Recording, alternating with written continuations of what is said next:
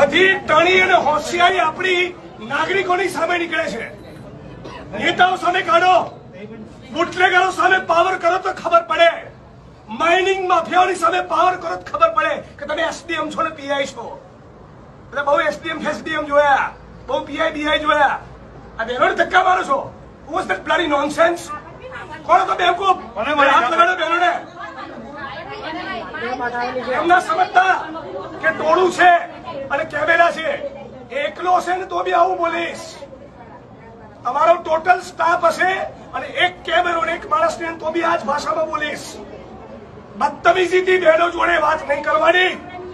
તમારું ડિપાર્ટમેન્ટ, મહેસૂલ તંત્ર, જીઓલોજી અને પોલીસ બધા જ ખોટા છે. 7 મહિનાથી લોકો કહી રહ્યા છે, એમને મગજ નથી ગયું.